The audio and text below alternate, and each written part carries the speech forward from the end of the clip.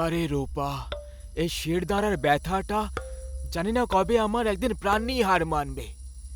একটু মালিশ করে দাও না প্লিজ। আচ্ছা ঠিক আছে বাবা, 2 মিনিট থামো। রূপা যখনই শুভেন্দুর কাঁধে হাত রাখল, শুভেন্দু খুবই জোশের সঙ্গে একেবারে লাফিয়ে উঠল। আরে বাহ রূপা, তুমি তো একদম জাদুকর বেরোলে। তোমার মোলায়েম হাতের স্পর্শ হওয়া মাত্রই শরীরে যেন এক নতুন প্রাণ এসে গেছে। আমার ব্যথাটা কি জানি কোথায় উধাও হয়ে গেল। এখন ছেড়ে দাও, যাও নিজের এবার কাজ করো। আমার এখন একটু ভালো অনুভব হচ্ছে। ঠিক আছে, আর তেল লাগাতে হবে না। আমি চললাম বাড়ির কাজ করতে, অনেক কাজ পড়ে আছে। রূপা কিচেনে গিয়ে কাজে ব্যস্ত হয়ে গেল। তখনই শুভেন্দু বিছানা থেকে উঠল আর নিজের পকেটে কিছু খুঁজতে লাগলো, যেটা ও খালি পেল। ও আবার একবার রূপাকে আওয়াজ দিল, আরে ক্ষমা করো, তোমাকে আরেকটা কষ্ট দিচ্ছি। আসলে আমার ওই ওষুধগুলো কি জানি কোথায় রাখা আছে, ওগুলো একটু নিয়ে এসো। তুমিও না, পাগল করে দেবে। তোমার ডান দিকের পকেটে হাত ঢোকাও। শুভেন্দু যখনই ওর ডান দিকের পকেটে হাত ঢোকালো, সেখানে ও নিজের ওষুধগুলো পেয়ে গেল। এটা দেখে ও একটু অবাক হয়ে যায়, কারণ কয়েক সেকেন্ড আগে যখন ও নিজের পকেট চেক করছিল তখন তো ও কিছুই পায়নি। তাহলে হঠাৎ এই ওষুধ? যাই হোক, এখনের মতো এসবকে ও এড়িয়ে দিল আর অফিসে যাওয়ার জন্য তৈরি হয়ে গেল। আচ্ছা শোনো, আমি এবার বেরোলাম। শোনো, গাড়ি ধরার সময় যে প্রথম গাড়িটা পাবে সেটা ছেড়ে দিও, বরং ওর পরের গাড়িটা ধরবে। আর অফিসে গিয়ে সবার প্রথমে নিজের চেয়ারটাকে চেক করে নিও, তবেই ওর উপর বসো, বুঝলে? শুভেন্দু রূপার কথাগুলো যেন ওর মাথায় উপর দিয়ে চলে গেল। ওর কথায় হাসতে হাসতে বলল, আচ্ছা ম্যাডাম, এই ব্যাপার, ঠিক আছে, আমি এবার চললাম। তারপর শুভেন্দু বাইরে দাঁড়িয়ে গাড়ি ধরার জন্য অপেক্ষা করতে লাগলো।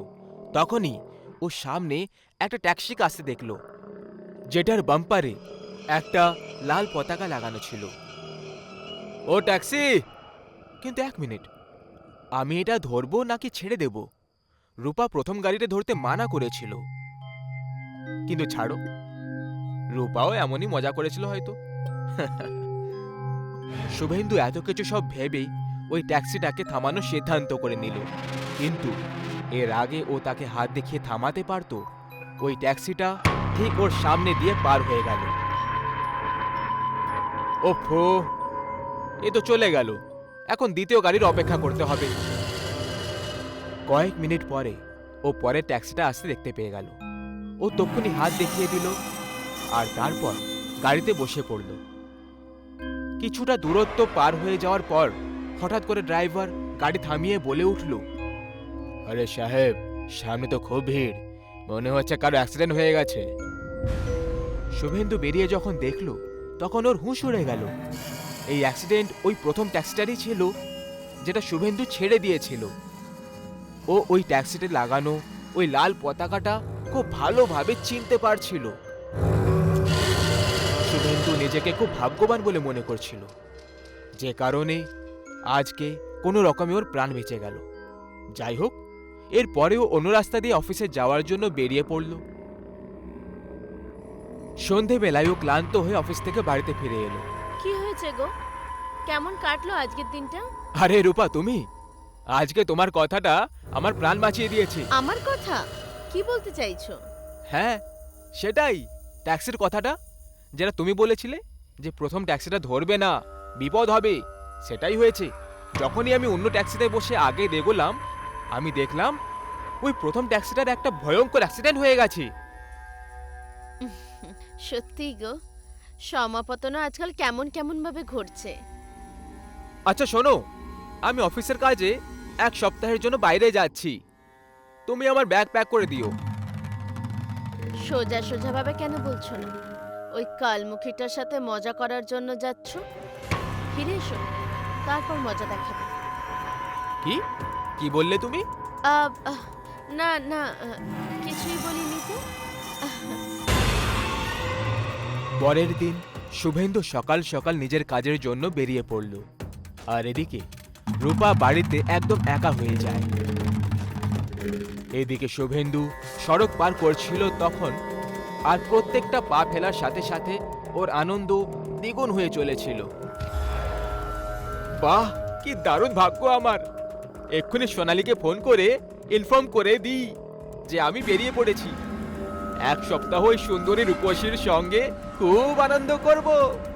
শুভেন্দু অফিস স্টাফ সোনালীর সঙ্গে নিজের ট্রাভেল প্ল্যান করছিল, যেখানে ওর মনে অনেক ধরনের আনন্দের ঝর্ণা বয়ে চলেছিল। এক সপ্তাহ পর শুভেন্দু হাসি খুশি ভাবে নিজের বাড়ি ফিরে এলো। রূপা, রূপা, কোথায় তুমি?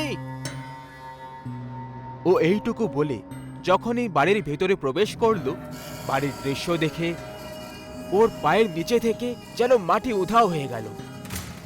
পুরো বাড়ি ছড়িয়ে ছিটিয়ে পড়েছিল। সব জিনিসপত্র ভাঙাচুরো অবস্থায় মাটিতে পড়ে রয়েছিল। তখনই হঠাৎ বাড়ির টিউবলাইট ফ্লিক করতে লেগে গেল। বাড়ির এত নোংরা পরিবেশ দেখে শুভেন্দুর রূপার উপরে খুব গুরুতর রাগ ধরে গেল। ও চিৎকার করে নিজের বেডরুমের দিকে চলে গেল। রূপা, রূপা, এ তুমি বাড়ির কি অবস্থা করে রেখেছো? আমি এক সপ্তাহের জন্য বাড়ি থেকে বাইরে কি গেলাম, তুমি তো আমার বাড়িটাকে কোণার জায়গা করে রেখে দিয়েছো। এইটুকু বলে শুভেন্দু যখনই নিজের বেডরুমের দরজা আস্তে করে খুলে দিল, সামনে ওই মারাত্মক দৃশ্যটা দেখে ওর আত্মা কেঁপে উঠল।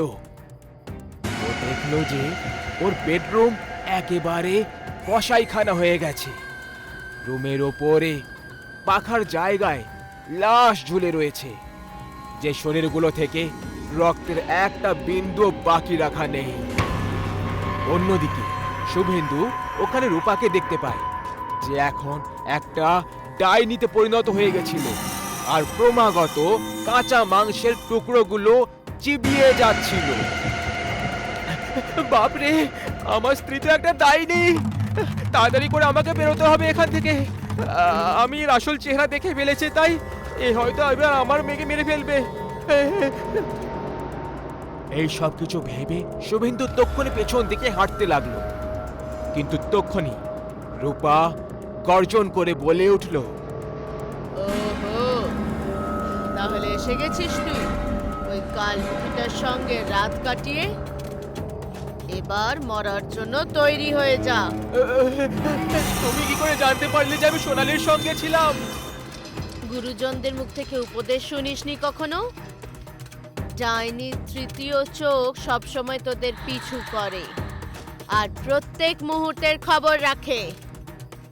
শুভেন্দু ঘাবড়ে গিয়ে পালানোর কথা ভাবছিল, আর তখনই পুরো বাড়ির লাইটস একসাথে ফিউজ হয়ে গেল, যে কারণে শুভেন্দুর চোখের সামনে একদম অন্ধকার ছেয়ে গেল। এখনো ইচ্ছে করলেও পালাতে পারতো না, কারণ ও কিছুই দেখতে পাচ্ছিল না। তখনই অন্ধকারের ভেতর থেকে ঘুঙুর বাজার আওয়াজ শুভেন্দুর দিকে এগিয়ে আসছিল। আর তখনই এক ঝটকায় অন্ধকার থেকে বেরোলো ওই ডাইনিটার হাত, আর শুভেন্দুকে ওই গুপ্ত অন্ধকারের দিকে টেনে নিয়ে চলে গেল, যে কারণে ও খুব জোরে চিৎকার করে উঠল। আর তারপর চিরকালের জন্য ওর আওয়াজ বন্ধ হয়ে যায়। অনেক বছর আগেকার কথা, একটা গ্রামের কাছে অনেক বড় একটা পুকুর ছিল। গোটা দিন ওই পুকুরের কাছে অনেক লোকেরা ঘুরতে আর সাঁতার কাটতে আসতো। রাতের সময়ও ওই পুকুরের কাছে লোকেদের আসা যাওয়াটা সবসময় লেগে থাকতো। এইভাবেই পূর্ণিমার এক রাতে চাঁদের আলো পুকুরের জলে চমকাচ্ছিল, তখন পুকুরের কাছে অনেক লোক উপস্থিত ছিল। তাদের মধ্যে তনু আর মণি পুকুরের ধারে গল্প করতে করতে ঘুরে যাচ্ছিল। কথা বলতে বলতে তনুর পা পিছলে যায়। তনু পুকুরে পড়ে যায়। ও সাঁতার কাটতে জানতো না। মণি সাহায্যের জন্য চিৎকার করতে লাগলো, বাঁচাও, বাঁচাও, ওকে কেউ! শোনো, ওকে কেউ বাঁচাও, সাঁতার কাটতে জানে না। তনু আর মনির আওয়াজ শুনে ওখানের সব লোকেরা পুকুরের কাছে এসে জমা হয়ে যায়, কিন্তু রাতের সময় হওয়ার কারণে সবাই জলে নামতে ভয় পাচ্ছিল। তনু ডুবতে লেগেছিল, সবাই শুধু দেখেই যাচ্ছিল। তনু জল থেকে রেগে বলতে লাগলো, আজকে আমাকে বাঁচানোর জন্য কেউ এলে না। ঠিক আছে, কিন্তু একটা কথা মনে রেখো, মরে যাওয়ার পর যার যার ছায়া এই পুকুরের জলে পড়বে তাদের সবাইকে এই জলে প্রাণ হারাতে হবে। তনু জোরে জোরে চিৎকার করতে শুরু করলো, আর ওর আশেপাশে জলের একটা ঘূর্ণিঝড় তৈরি হতে লাগলো। সবাই ভয় পেয়ে পেছনে সরতে লাগলো। ওই জলের গতি তনুকে ভেতরে টেনে নিল, আর জল শান্ত হয়ে গেল। সবাই কি হয়েছে এটা জানার জন্য আস্তে আস্তে পুকুরের দিকে এগিয়ে যাচ্ছিল, আর তক্ষুনি পুকুর থেকে চিৎকারের আওয়াজ এলো, মনে রেখো, ছায়া। সবাই ভয় পেয়ে গ্রামে পালিয়ে যায়, আর সেই রাত থেকে পুকুরের কাছে লোকেরা আসা যাওয়া বন্ধ করে দিল। তারপর পুকুরের সব শোভা হারিয়ে গেল, আর ওটা একটা ভুতুড়ে জায়গা হয়ে গেল। ওই পুকুরের কিছু দূরে গ্রামে যাওয়ার একটা কাঁচা রাস্তা ছিল। সবাই ওখান থেকেও যাতায়াত করতে ভয় পেতে লাগলো। এক রাতে মহেশ আর আবির বাইক থেকে গ্রামের দিকে যাচ্ছিল। মহেশ বাইক চালাচ্ছিল, কিন্তু যেতে যেতে ও পুকুরের রাস্তায় এসে থেমে যায়। ও যে জায়গাটায় থামলো ওখান থেকে দুটো রাস্তা গ্রামের দিকে চলে যায়। আরে ভাই, থেমে গেলি কেন? চল পুকুরের রাস্তা দিয়ে। আরে ভাই, মরতে চাস নাকি? তুই জানিস না পুকুরে কি হয়েছিল? আরে কত মাস পেরিয়ে গেছে ওসব হয়ে, কিছু হয়নি এখনো অবধি গ্রামে। আর এমনি তো এটা শর্টকাট, আমাকে তাড়াতাড়ি ঘরে যেতে হবে ভাই। আরে যদি কিছু হয়ে যায় তখন? আরে কিছু হবে না আমাদের, তুই চল, ভয় পাস না, চল চল তাড়াতাড়ি চল। মহেশের ইচ্ছে না থাকা সত্ত্বেও পুকুরের রাস্তা দিয়ে ওই বাইকটা ঘোরালো। মহেশ আর আবির দুজনেই পুকুরের রাস্তা দিয়ে বাইকে চেপে যাচ্ছিল। যখনই পুকুর দেখতে পাওয়া গেল, মহেশ বারবার পুকুরের দিকে দেখে যাচ্ছিল, আর এই কারণে বাইক ঠিক করে চলছিল না। আবিরের ধ্যান মহেশের দিকে গেল। আরে কি করছিস? সামনে দেখে চালাবি তো। মহেশের জ্ঞান ফিরে যায় আর সোজা দেখতে লাগলো। সেই সময় পুকুরের কাছের জঙ্গল থেকে কিছু আওয়াজ শোনা গেল। দুজনে পুকুরের দিকে দেখলো। পুকুরের ওপরে ওরা এক ডাইনির ছায়া দেখতে পেল। দুজনে খুব ভয় পেয়ে গেল। মহেশও খুব ভয় পেয়ে যায় আর বাইক তাড়াতাড়ি চালাতে শুরু করলো। আর ও বারবার ওই ছায়াটার দিকে দেখে যাচ্ছিল। গতি আর মহেশের অন্যমনস্ক হওয়ার কারণে বাইকের সন্তুলন খারাপ হয়ে যায় আর ওরা পড়ে যায়, আর পুকুরে পড়তে পড়তে বেঁচে যায়। দুজনেই পুকুরের ধারে এসে থেমে যায়, আর ওদের ছায়া জলের ওপর পড়ে যায়। পুকুরে নড়চড় শুরু হয়ে গেল। দুজনে পুকুরে দেখলো, তখন ওরা নিজেদের ছায়ার সাথে সাথে একটা ডাইনির ছায়াও দেখতে পাচ্ছিল। দুজনে ভয় পেয়ে পালানোর জন্য উঠে দাঁড়ায়, কিন্তু ওদের ছায়া ওখানেই পুকুরে জমে গেছিল। দুজনেই প্রাণ বাঁচানোর জন্য দৌড়তে লাগলো। পুকুর থেকে ভয়ঙ্কর আওয়াজ আসতে লাগলো, আর জলের ঘূর্ণি তৈরি হতে লাগলো। দুজনে দৌড়তে দৌড়তে থেমে যায় আর পেছনে মুড়ে দেখতে লাগে। একটা ডাইনির ছায়া জলের ঘূর্ণিতে দাঁড়িয়ে দুটো হাতে করে আবির আর মহেশের ছায়া ধরে রেখেছিল। ওই ছায়া জোরে জোরে হেসে যাচ্ছিল। ও যখনই হাতে ধরল ওটা, দুটো ছায়া জলে ফেলে দিল। আর ঠিক সেই সময় আবির আর মহেশ হাওয়ায় উড়ে আর নিচে জলে এসে পড়ে যায়। দুজনে চিৎকার করতে লাগলো। আমি বলেছিলাম না, যদি কারো ছায়া এই জলে পড়ে তাহলে তাকে নিজের প্রাণ দিতে হবে। এবার তোমরা দুজন তৈরি হয়ে যাও নিজেদের প্রাণ দেওয়ার জন্য। আবির ভয় পেয়ে সাহস জুটিয়ে বলল, আমরা ভালো করে সাঁতার কাটতে জানি, তুমি আমাদেরকে ডুবাতে পারবে না, বুঝলে? তোমাকে কে বলেছে যে তোমাদের পুরো শরীর জলে ডুববে? মানে? ডাইনি চিৎকার করে ভয়ঙ্কর ভাবে হাসতে শুরু করলো। ডাইনি ছায়াগুলোকে আবার হাওয়ায় তুললো আর ওদের শরীর থেকে মাথা উবড়ে দিয়ে জলে ফেলে দিল। তার সাথেই আবির আর মহেশের মাথাটাও জলে এসে পড়ে যায়। মাথার পরে ও দুটো হাত আর দুটো পা উবড়ে দিয়ে জলে ফেলে দেয়। পুকুরের জল ওদের রক্তে লাল হয়ে গেছিল। দুজনের শরীরের টুকরো ওই রক্তের জলে ভাসতে লাগলো। আস্তে আস্তে চিৎকারের আওয়াজ শান্ত হয়ে গেল আর ওই ডাইনির ছায়া জলের সব রক্ত আর শরীরের টুকরো নিজের দিকে টানতে লাগলো।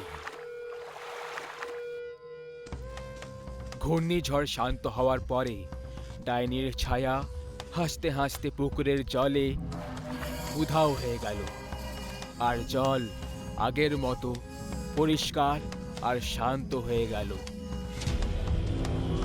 পুকুরের কিছুটা দূরে ওদের বাইকটা পড়ে রয়েছিল, যার উপরে একটা কাক একদম চুপচাপ বসেছিল। গোটা পরিবেশ শান্ত ছিল। হঠাৎ করে পুকুর থেকে ডাইনির ছায়ার দুটো হাত বেরোলো আর ওই বাইকটাকে হাওয়ায় তুলে নিল আর গ্রামের দিকে ছুঁড়ে দিল। তারপরে হাত দুটো আবার জলে উধাও হয়ে গেল। ওই হাতগুলোর কারণে ওই কাকটা ভয় পেয়ে যায় আর উড়তে উড়তে জোরে জোরে কা কা করতে লাগলো। উড়তে উড়তে কাকটা পুকুরের ওপর দিয়ে গেল আর ওর ছায়া ওই পুকুরে বন্দি হয়ে গেল। পুকুরে আবার নড়চড় শুরু হয়ে গেল আর আস্তে আস্তে ডাইনির হাসার আওয়াজ আসতে হয়ে গেল। এক গ্রামে একজন ডাক্তার ছিল। সে খুবই ভালো চিকিৎসা করত। গ্রামের প্রত্যেকটা লোক চিকিৎসা করানোর জন্য শুধুমাত্র সেই ডাক্তারের কাছেই যেত। গ্রামেই তার ছোট একটা ক্লিনিক ছিল। একদিন ভজা নামের একটা ছেলে তার স্ত্রীকে খারাপ অবস্থায় তার ক্লিনিকে নিয়ে আসে। ওর স্ত্রীর অ্যাক্সিডেন্ট হওয়ার কারণে অনেক রক্ত বেয়ে গিয়েছিল আর সে প্রায় মরবে মরবে করছিল। শুনুন ডাক্তারবাবু, আমার স্ত্রীকে বাঁচিয়ে নিন, অনেক রক্ত বয়ে যাচ্ছে ওর। কি হয়েছে ওর? এত রক্ত কেন বেরোচ্ছে? ডাক্তারবাবু, আমরা কিছু জিনিস কেনার জন্য মার্কেট যাচ্ছিলাম, তখনই পেছন থেকে একটা গাড়ি খুব দ্রুত গতিতে আসে আর আমাদের দুজনের সঙ্গে ধাক্কা খেয়ে যায়। আমার বেশি জোরে আঘাত লাগেনি, কিন্তু ওর অনেক রক্ত বেরিয়ে গেছে। সেই জন্য আমি তাড়াতাড়ি ওকে আপনার কাছে নিয়ে এলাম। আপনি কিছু করুন ডাক্তারবাবু, আপনি কিছু করুন প্লিজ।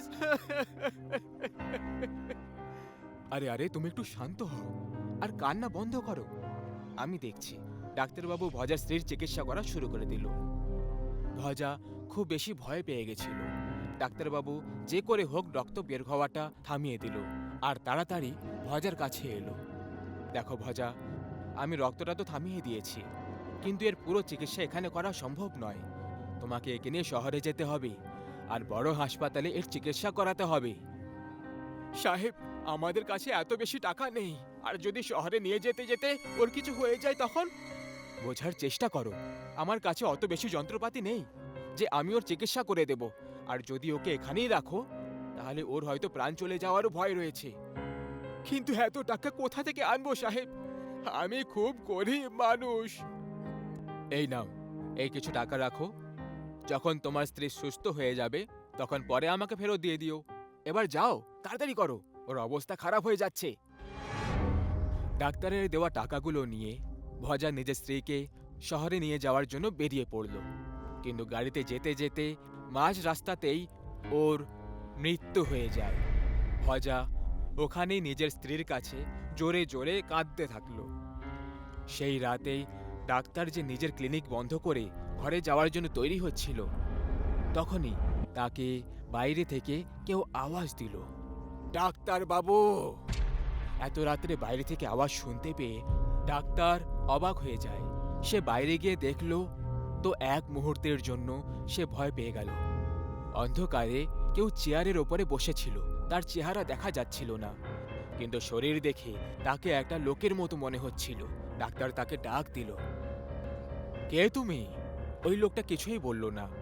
ডাক্তার আরো ভয় পেয়ে গেল। ভয়ের কারণে সে 2 পা পেছনে চলে যায়। আমি জিজ্ঞেস করছি, কে ওখানে? কি চাই তোমার? যদি তুমি চুরি করার ধান্দায় এসে থাকো তাহলে চলে যাও এখান থেকে, না হলে আমি পুলিশকে ডেকে নেব। হঠাৎ সেই শান্তিটাকে ছিঁড়ে দিয়ে একটা আওয়াজ এলো, আমি চোর নয়, আমি ভজা। ভজা? এটা তুমি?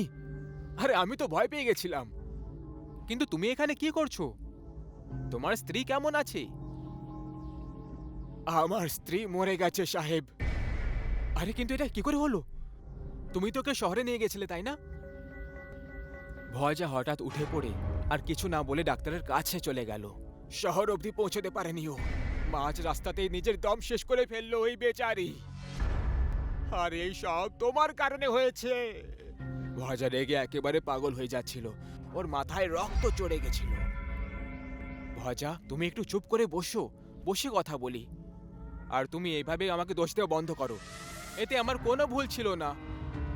ডাক্তার, তোমার কারণে আমার স্ত্রী মরে গেছে। যদি তুমি এখানে ওর চিকিৎসা করে দিতে তাহলে ও আজকে বেঁচে থাকতো। একটা সাধারণ প্রাণ বাঁচাতে পারো না, তাহলে কি লাভ এখানে হাসপাতাল থাকার? এরকম কোনো ব্যাপার নয়। আমি তোমাকে বলেছিলাম যে এখানে সব উপকরণ নেই, আর সেগুলো ছাড়া। চুপ, একদম চুপ। তুমি আমার স্ত্রীকে মেরেছো, ওর হত্যা করেছো। তোমার মতো খুনিদের এই সমাজে বেঁচে থাকার কোনো অধিকার নেই। ভজা টেবিলে পড়ে থাকা চাকু হাতে নিল আর ডাক্তারের পিঠে ঢুকিয়ে দিল। ডাক্তার জোরে চিৎকার করে উঠল। আমার স্ত্রীও এইভাবেই চিৎকার করছিল। আমি তোমাকে এবার তারই কাছে পাঠাচ্ছি, ওপরে গিয়ে ওর কাছে ক্ষমা চাইবে। যদি ও ক্ষমা করে দেয় তো ভালো, না হলে এইভাবেই নরকে পচতে থাকবে। ভজা আরেকবার ডাক্তারের পেটে আঘাত করল। ডাক্তার চিৎকার করতে করতে ছটপট করতে করতে মরে গেল। ভজা ওখানেই চাকু ফেলে দিয়ে ক্লিনিকের দরজা বন্ধ করে চলে গেল। ভজা ক্লান্ত হয়ে নিজের ঘরে এলো আর কাঁদতে লাগলো। বাইরে খুব জোরে বৃষ্টি শুরু হয়ে গেল। হঠাৎ করে কেউ ভজার ঘরে এসে দরজা খটখট করে। ভজা ভয় পেয়ে গেল। এত রাতে কে এসেছে হবে? পুলিশ কোথাও জানতে পারেনি তো? না, পুলিশ কি করে জানতে পারবে? এখন তো রাত হয়ে গেছে। হঠাৎ আবার একবার কেউ ভজার দরজায় খটখট করতে লাগলো। ভজা এবার বাইরে গিয়ে দেখলো একটা লোক দাঁড়িয়েছিল। তার চেহারা ছাতির নিচে লুকোনো ছিল। কে তুমি ভাই? কে চাই তোমার? ভজা, তোমার নাম? আমারই নাম। আপনি কে? আমাকে আপনার স্ত্রী পাঠিয়েছে আপনার সাথে দেখা করার জন্য। এসব কি বাজে বকছো?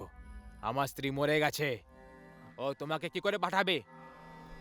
আপনি তো আমাকে আপনার স্ত্রীর কাছে ক্ষমা চাওয়ার জন্য পাঠিয়েছিলেন, তাই না? তাই আমি তার উত্তর নিয়ে এসেছি। ভজা ভয় পেয়ে গেল। ওই লোকটা ছাতা নিচে করলো আর ভেতরে আসতে লাগলো। ভজা দেখলো যে সে ডাক্তার ছিল, যে ওর ঘরে এসেছিল।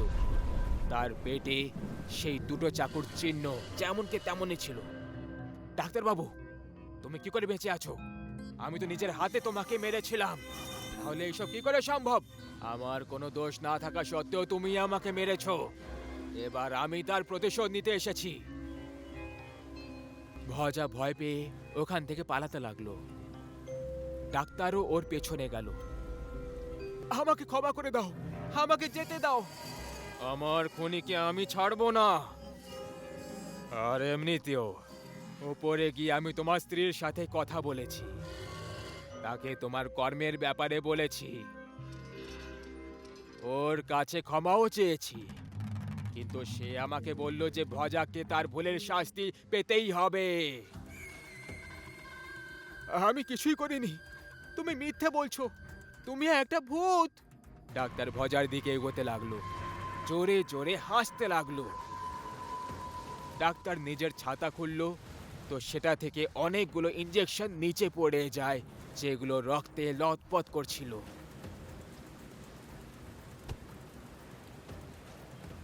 এক্ষুনি তোমার এই নোংরা আর খারাপ মাথার চিকিৎসা করছি আমি। তোমার স্ত্রী তোমার জন্য উপরে অপেক্ষা করছে, আর আমি তোমাকে তার কাছে নিয়ে যেতে এসেছি। না না না, আমাকে ক্ষমা করে দাও। ডাক্তার নিচে পড়ে থাকা ইঞ্জেকশন থেকে একটা ইঞ্জেকশন তুলে নিল আর ভজার গলায় ঢুকিয়ে দিল। ডাক্তার পুরো রক্ত তার গলায় ছেড়ে দিল, আর ইঞ্জেকশন বাইরে বার করলো না। ভজা যন্ত্রণায় জোরে চিৎকার করলো আর নিচে পড়তে লাগলো। যেখানে ডাক্তার ইঞ্জেকশন গেঁথেছিল, ভজার সেই জায়গাটা নীল রঙের হয়ে গেছিল। এক একটা করে ডাক্তার সব ইঞ্জেকশন ভজার শরীরে গেঁথে দিল। ভজার পুরো শরীর আস্তে আস্তে নীল রঙের হয়ে গেল আর নিচে পড়ে থরথর কাঁপতে লাগলো। ভজাকে এইভাবে দেখে ডাক্তার খুব মজা পাচ্ছিল। এরপর ডাক্তার সেই চাকুটাই বের করলো যেটা দিয়ে ওর খুন হয়েছিল। পরে ওই চাকুটা ভজার পেটে ঢুকিয়ে দিল আর তার নাড়ি ভুঁড়ি বাইরে বের করে দিল। ভজা যন্ত্রণায় চিৎকার করতে লাগলো আর কিছুক্ষণের মধ্যেই ওর মৃত্যু হয়ে গেল। আজকের পর যদি কেউ কোনো কারণ ছাড়া ডাক্তারের উপরে হাত তোলে, তাহলে আমি তার চিকিৎসা ঠিক এইভাবেই করব।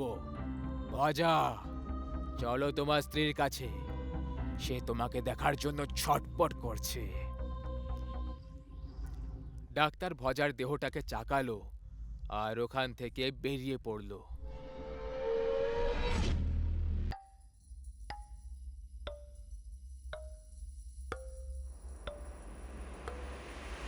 রাত্রি 12টার সময় রিয়া আর কার্তিক একটা ইভেন্ট থেকে বাড়ি ফিরছিল।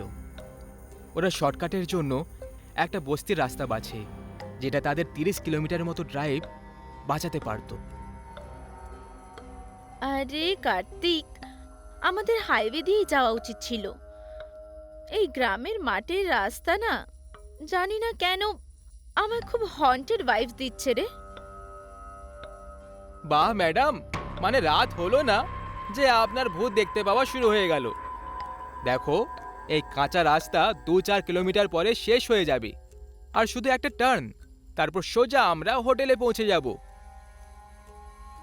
কার্তিক আর রিয়া দুজনেই গাড়িতে বসে একে অপরের সঙ্গে কথা বলছিল, আর কার্তিক ও গাড়িটা গ্রামের ওই বস্তির ধারে কাঁচা রাস্তা দিয়ে ছুটিয়ে চলেছিল। কার্তিক, তুমি কি আমাদের গাড়ি ছাড়া আর অন্য কোনো গাড়ি দেখতে পাচ্ছ? পাচ্ছ না তো? তাহলে তাড়াতাড়ি চালাও। কোথাও কোনো ভয়ঙ্কর কাল আমাদের মৃত্যুর ঘাটে পৌঁছানোর জন্য অপেক্ষা করছে না তো? চলো তাড়াতাড়ি। আরে তুমি ভয় দেখাচ্ছ নাকি কথা বলছো? এর থেকে ভালো তুমি ঘুমিয়েই পড়ো। কিছুটা দূরত্ব হয়তো পেরিয়ে এসেছিল, আর তখনই কার্তিকের চোখ গাড়ির রিয়ার ভিউ মিররের উপর পড়ে যায়, যেটা দেখে ওর রক্ত জমে যায়। কার্তিক তার গাড়ির আয়নায় দেখল একটা মানুষ, তার মাথা নেই, আর ওর গাড়ির পেছনে পেছনে ছুটে চলেছিল, আর তার হাতে একটা চকচকে ধারালো কুড়ুলও ছিল। সেটা দেখার পর কার্তিক এক্সিলারেটরকে খুব জোরে কষে দেয়। ও ভয় তো খুব পেয়ে গেছিল, কিন্তু ও নিজের ভয়টাকে মোটেই বাইরে বার করেনি, কারণ ওর পাশে রিয়া বসেছিল। যদি পেছনের দৃশ্যটা দেখে ফেলতো, তাহলে ভয়ের চোটেই মরে যেত। আরে কার্তিক, তুমি কোনো ভূত দেখে ফেলেছো নাকি? এত জোরে কেন গাড়ি চালাচ্ছ? কার্তিক এখনো গাড়ির আয়নাতে ওই মাথা কাটা শয়তানকে দৌড়ে আসতে দেখেছিল। ও গোটা গা দিয়ে ঘাম ঝরছিল। তখনই হঠাৎ ওই পেছনে দৌড়ানো মানুষ একেবারে উধাও হয়ে গেল। কার্তিক একটু ছেড়ে নিঃশ্বাস নেয়, কিন্তু তখনই গাড়ির ছাদে জোরে কিছু একটা এসে পড়ে যায়। কার্তিক জানি না কেন তক্ষুনি একটা জোরদার ব্রেক মারল, আর এর সাথেই ছাদে ঝাঁপ দিল ওই মাথা কাটা মানুষটাও সোজা গাড়ির সামনে এসে পড়ে যায়। ওই ভয়ঙ্কর মানুষটাকে দেখতে পাওয়ার পর রিয়া এক ভয়ঙ্কর চিৎকার করে ফেলে। আর চিৎকার করারই তো কথা, ওই মানুষটাকে দেখে এত মারাত্মক যে লাগছিল। তার ধর থেকে মাথা আলাদা ছিল, আর তার উচ্চতাও 6 ফুট ছিল। তার হাতে একটা ধারালো হাতিয়ার ছিল, যেটা সে অন্ধের মতো চালিয়ে যাচ্ছিল। আশেপাশের পুরো পরিবেশ একেবারে ঘোর অন্ধকার আর শান্ত পরিবেশে ছেয়ে গেছিল।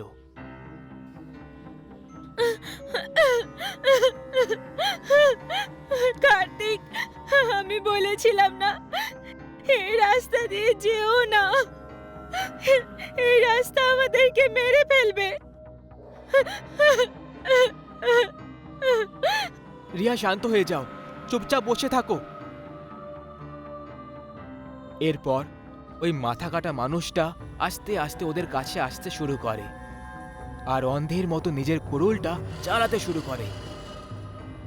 সে কাউকেই দেখতে পাচ্ছিল না, আর সেই কারণে সে কুড়ুল দিয়ে কখনো গাড়ির বোনাটে মারছিল আর কখনো গাড়ির হেডলাইটে। কিন্তু তার আসল লক্ষ্য ছিল ওই দুজনের মাথা, যারা গাড়িতে একেবারে নিঃশ্বাস বন্ধ করে বসেছিল। আমি বুঝে গেছি এই রাক্ষসের খেলা। ও শুধু আমাদেরকে অনুভব করতে পারে, ও কিছুই দেখতে বা শুনতে পায় না, কারণ ওর কাছে মাথা নেই। তাহলে তুমি কি চাও? আমি এইভাবেই গাড়িতে বসে মৃত্যুর অপেক্ষা করতে থাকি, যে কখনো আসবে আর এসে আমার মাথা ধর থেকে আলাদা করে দেবে, আর আমার মারাত্মক কষ্টের সাথে মৃত্যু হয়ে যাক? কার্তিক রিয়ার কথা শুনে একেবারেই একমত ছিল না।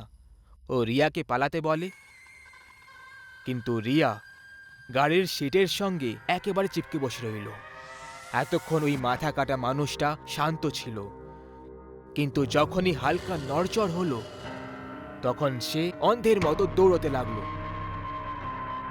সে কার্তিকের পিছু করতে লাগলো, আর কার্তিকও চিৎকার করতে করতে জমির দিকে পালালো।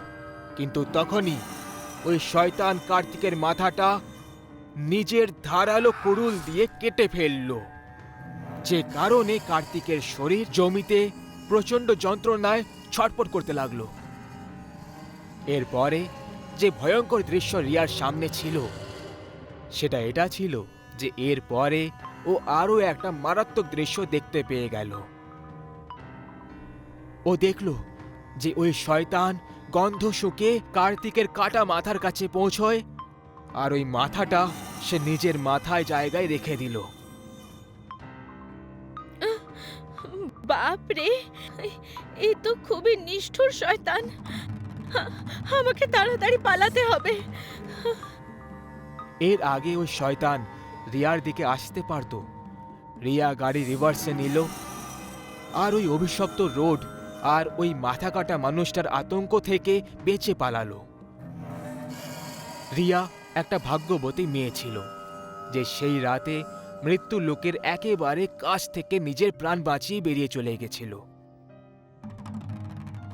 ওই মাথা কাটা মানুষটা গত 15 বছর ধরে ওই অভিশপ্ত বস্তিতে ঘুরে বেড়ায়, আর যদি কারোরও গন্ধ পেয়ে যায় তারও সে মাথা ধর থেকে আলাদা করে দেয়, তাদেরকেও মাথা কাটা মানুষে পরিণত করে দেয়। সত্যি জীবনে এরকম একটা ঘটনা দেখা কতটা কষ্টের হতে পারে, যখন আপনি এমন কোনো মানুষকে দেখতে পান যার শরীরে মাথা থাকে না, আর ভুতুড়ে ভাষায় তাকে মাথা কাটা মানুষ বলা হয়। ভানপুরে সন্ধ্যা নেমে আসার পর যখনই কোনো বাচ্চা কাঁদে তখন তার মা তাকে এটা বলে, খোকা চুপ কর, না হলে ওই ডাইনি চলে আসবে।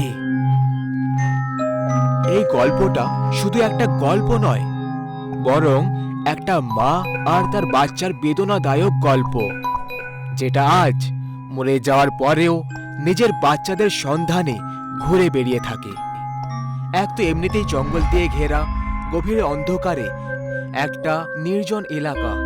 এই গ্রামের ইতিহাস বলে যে কোনো ডাইনি গ্রামবাসীদের কারণে নিজের যমজ বাচ্চাকে হারিয়ে ফেলেছিল। মিঠুন, তোর খুব দাম বাড়ছে রে। এত সুন্দর দুটো যমজ বাচ্চা হয়েছে, আর এখনো নিমন্ত্রণও করলি না। আরে হ্যাঁ বাবা, নিমন্ত্রণ কিসের, পুরো গ্রামকে খাওয়াবো। কিন্তু বাচ্চারা তো এই সবে পৃথিবীতে এসেছে মাত্র, একটু নিঃশ্বাস তো নিতে দে। খুব তাড়াতাড়ি তোমাদের সবাইকে ঘরে ডেকে খাওয়াবো।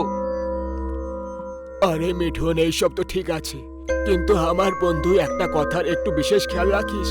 যাই হয়ে যাক না কেন, তোর বাচ্চাদেরকে নিজের থেকে বা স্ত্রীর থেকে দূরে রেখে কখনো ঘুমোবি না। তুই ওই গ্রামের ডাইনির গল্পটা ভালো করে জানিস, তাই না? অখিল, তুইও না সবসময় এইসব কথা বলতে থাকিস, কখনো তো ভালো ভালো বল। আর এমনিতেও এই ডাইনি পেত্তি গ্রামবাসীদের মাথায় একটা রোগ, এরকম কিছুই হয় না। মিঠুন অখিলের কথাটা একদম এড়িয়ে দিয়ে ওখান থেকে নিজের ঘরে চলে যায়। সেই রাতে মিঠুন নিজের স্ত্রী রূপার সঙ্গে নিজের বেডরুমে ঘুমোচ্ছিল।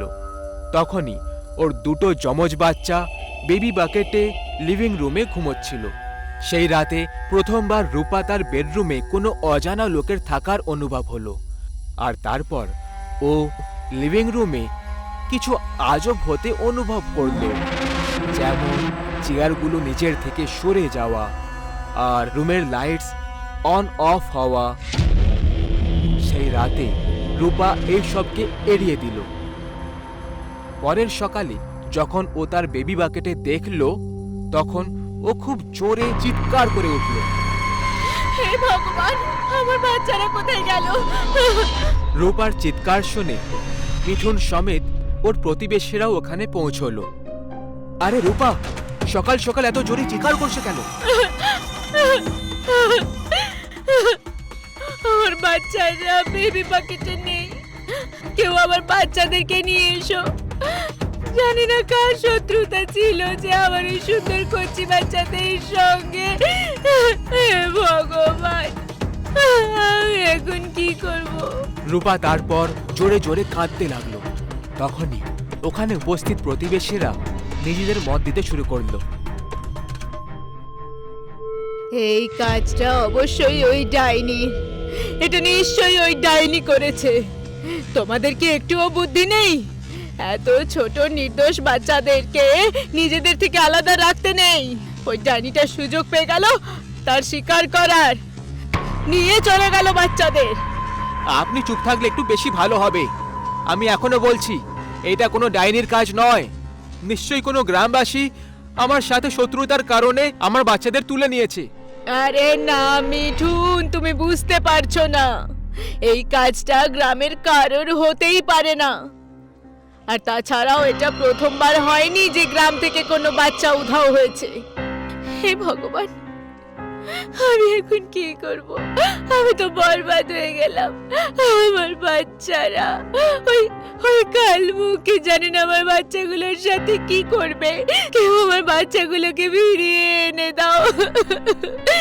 রূপা আর মিঠুন দুজনে তাদের কালকে হওয়া যমজ বাচ্চাদের হারিয়ে যাওয়ার দুঃখে একেবারে হতাশ হয়ে গেছিল।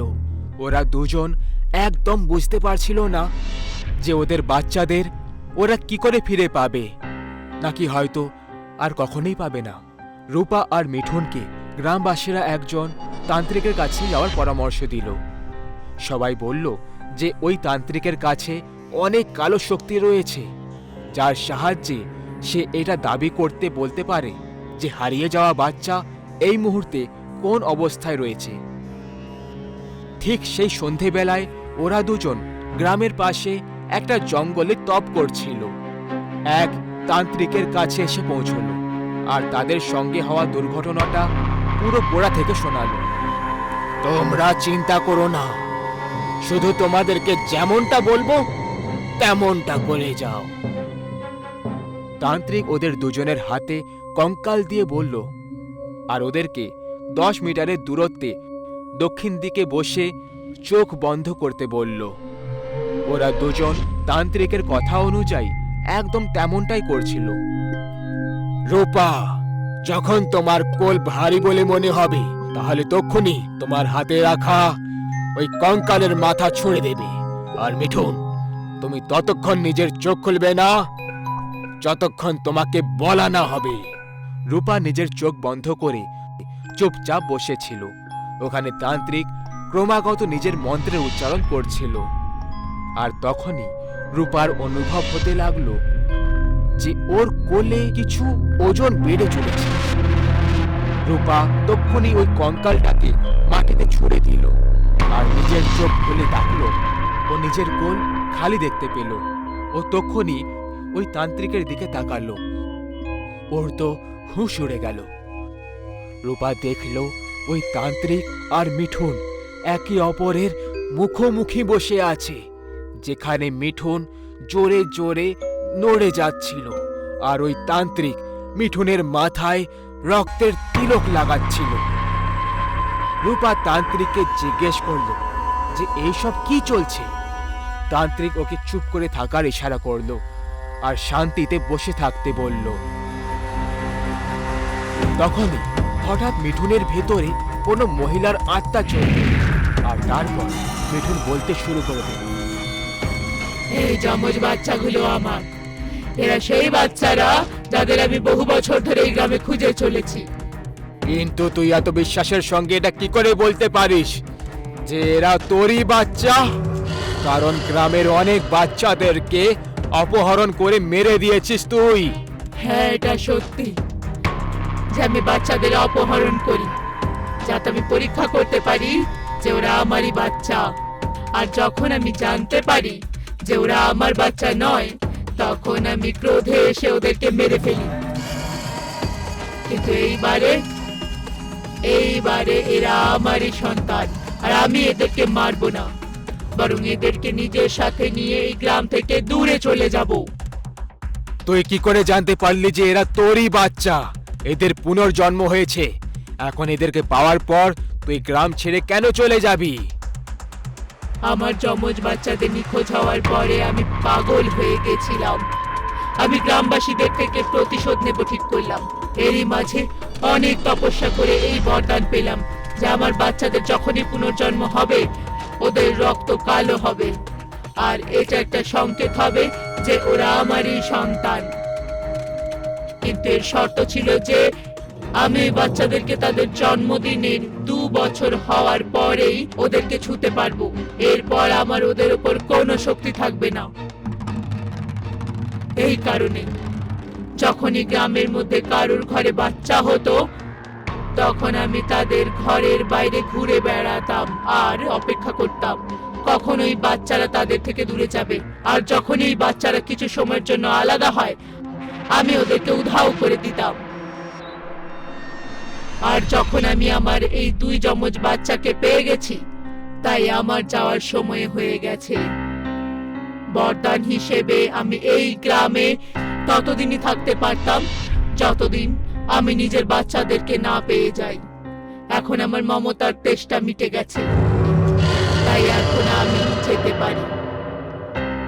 এইটুকু বলেই মিঠুনের শরীর থেকে একটা দ্রুত গতিতে হাওয়া বাইরে বার হলো আর মিঠুন অজ্ঞান হয়ে মাটিতে পড়ে গেল। ওদিকে রূপাও এইসব দেখে খুব কাঁদতে লাগলো। আর এর সাথে ওখানে কয়েকজন গ্রামবাসীরা এসে পৌঁছলো আর রূপাকে সামলালো।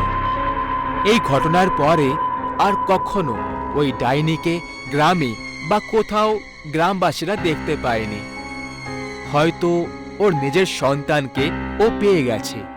এই কারণে ওর মমতা আর ওর রাগ দুটোই ঠান্ডা হয়ে গেছে। কিন্তু আজও যখন ওই গ্রামে কোনো বাচ্চা কাঁদে, তখন তার মা এটাই বলে, চুপ কর, না হলে ও এসে যাবে।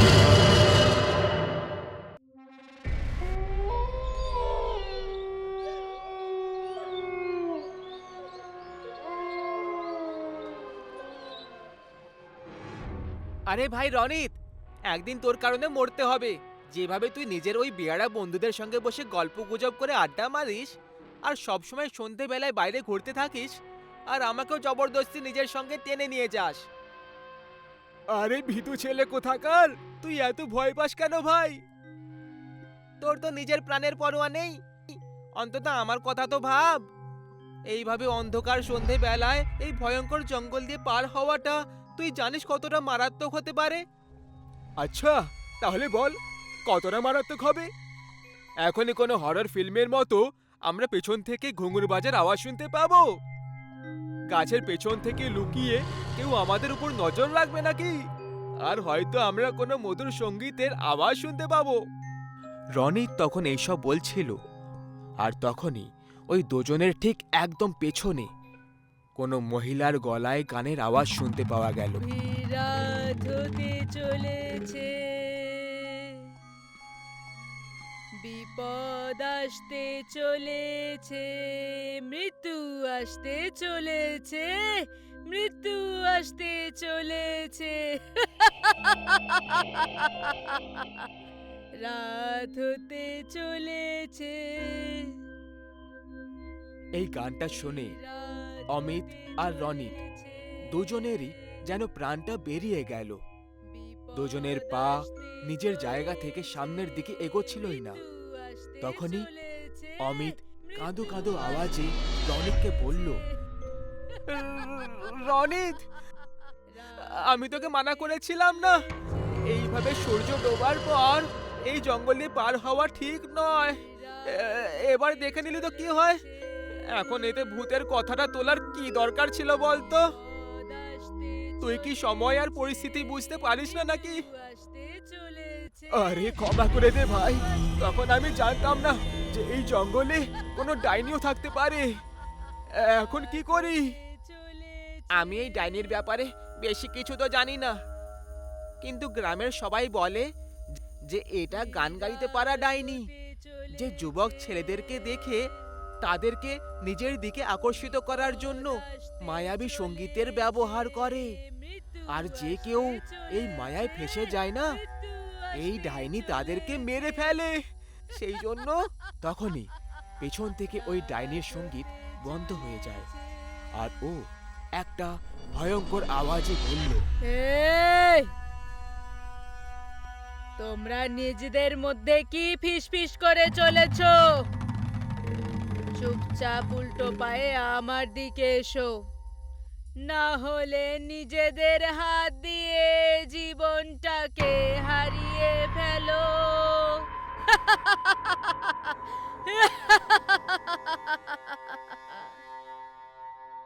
ভাই খুব ভয় লাগছে, এখন কি করি?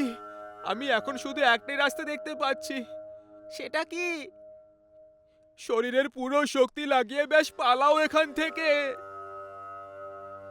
অমিত এর আগে রনিতকে থামাতে পারত। রনিত ওখান থেকে দৌড়তে শুরু করে দিয়েছিল। আরে দাঁড়া রনিত, তুই নিজের মৃত্যুকে ডাক দিচ্ছিস, এরকম করিস না আমার ভাই। তখনই অমিত এটা অনুভব করলো যে ওই গান গাওয়ার ডাইনির সঙ্গীত একেবারে বন্ধ হয়ে গেছে, আর এমন মনে হয় যে ও এখন পেছন থেকে সরে গেছে। অমিতের প্রচন্ড ভয় তো লাগছিল, কিন্তু একটু সাহস জুটিয়ে পেছনে ঘুরে তাকায়। তখন ও ওই ডাইনিকে কোথাও দেখতে পেল না। ভগবানকে অনেক অনেক ধন্যবাদ জানাই যে তুমি ওই ডাইনিটাকে আমার পেছন থেকে সরিয়ে দিয়েছো। কিন্তু এক মিনিট, ওই ডাইনিটা হঠাৎ করে গেল কোথায়? আমার পুরো বিশ্বাস যে ওই রনিতের পেছনেই গেছে। হে ভগবান, এখন আমি রনিতের সাহায্য কিভাবে করব? অমিত একটুও কিছু বুঝতে পারছিল না যে ও করলেও বা করবেটা কি, কারণ এখন আস্তে আস্তে অন্ধকার চারিদিকে ছড়িয়ে পড়ছিল, আর রাত নিজের ভয়ঙ্কর রূপ নিতে শুরু করেছিল। তখনই অমিতের মাথায় একটা বুদ্ধি এলো যে এই সময় গ্রামের সবাইকে ডেকে নেওয়া যাক, আর তারপর রনিতকে খুঁজতে বেরোনো যাক। অমিত প্রথমে জঙ্গল থেকে বাড়ির দিকে দৌড় দিল। সৌভাগ্যক্রমে মাঝখানে ওর মুখোমুখি ওই ডাইনির সঙ্গে হলো না। গ্রাম পৌঁছে ও তক্ষুনি গ্রামের কয়েকজনকে নিজের কথাগুলো আর রনিদের পরিস্থিতির ব্যাপারে বলে দিল। গ্রামবাসীরাও অমিতের গল্প শুনে অবাক হয়ে গেল, কিন্তু ওরা ওর কথায় বিশ্বাস করল, কারণ এর আগেও এরকমই কিছু গ্রামবাসীদের সঙ্গে ঘটে রয়েছে। যখন জঙ্গল থেকে পার করা লোকেরা ওই ডাইনির সঙ্গীত শুনতে পেত, আর যারা ওই সঙ্গীত নিয়ে টিপ্পনি করে দিত বা পালানোর চেষ্টা করত, ওরা ওই ডাইনির মায়াতে এমনভাবে ফেসে যেত যে কখনো দ্বিতীয়বার ফিরে আসতে পারত না। অমিত কয়েকজন গ্রামের লোককে নিয়ে জঙ্গলের মাঝখানে গিয়ে হাজির হয়।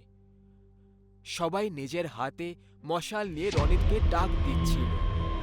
তখনই হঠাৎ করে ওই সঙ্গীত আবার বাজতে শুরু করে। এর মানে ওই গান গাওয়া ডাইনিটা এখানেই কোথাও আশেপাশেই আছে। গ্রামবাসীরা, কোথায় গেলে তোমরা? যদি তোমরা আমার সাথে ইয়ার্কি করছো, তাহলে মনে রেখো এর ফলটা খুব খারাপ হবে। আমার বাবা একজন জমিদার, তোমরা জানো না নাকি? আমি তোমাদেরকে গ্রাম থেকে বার করে দেব। তখনই ওই গ্রামবাসীদের মধ্যে একজন হঠাৎ করে কোথা থেকে অমিতের একদম কাছে চলে আসে আর ওর দিকে তাকিয়ে বলতে লাগলো, আরে খোকা, তুমি খুব তাড়াতাড়ি রেগে যাও। এই আংটিটা খুব চমকাচ্ছে, এটা খুলে দাও। কোথাও অন্ধকারে যদি হারিয়ে যায় তখন?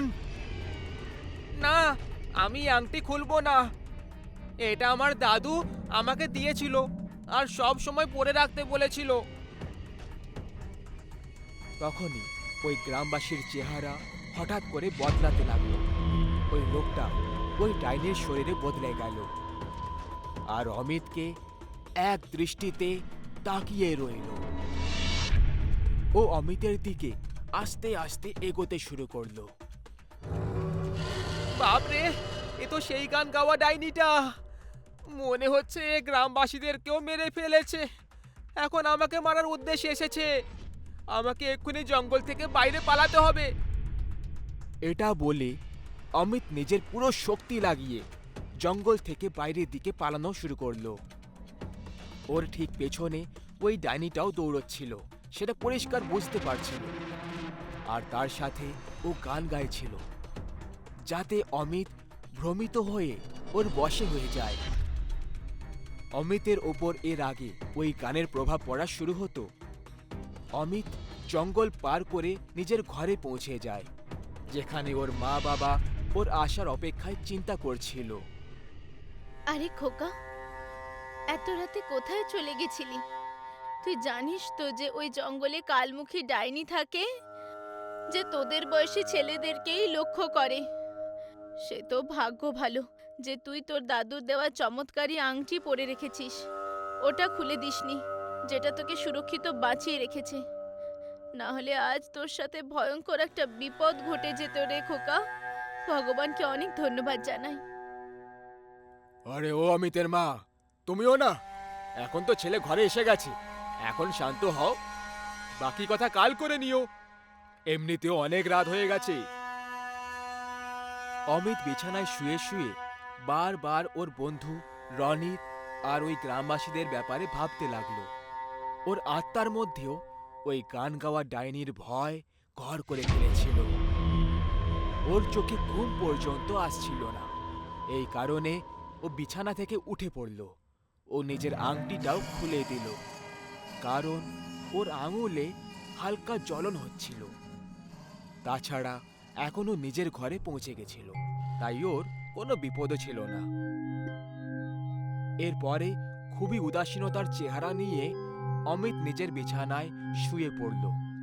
এইবারে খুব তাড়াতাড়ি ওর ঘুমও ধরে গেল। ও একদম গভীর নিদ্রায় ছিল। তখনই ও নিজের ঘরে আবার ওই ডাইনির ভয়ঙ্কর সঙ্গীত শুনতে পেল। রাত হতে চলেছে।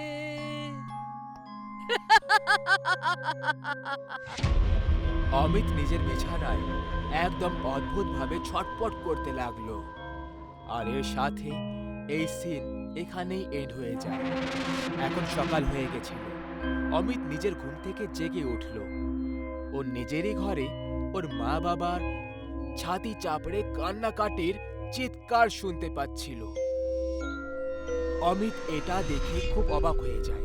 অমিত তখনই টেবিলের দিকে নিজের আংটি নেওয়ার জন্য গিয়ে দেখল, কিন্তু সেখানে ও নিজের আংটিটা পেল না।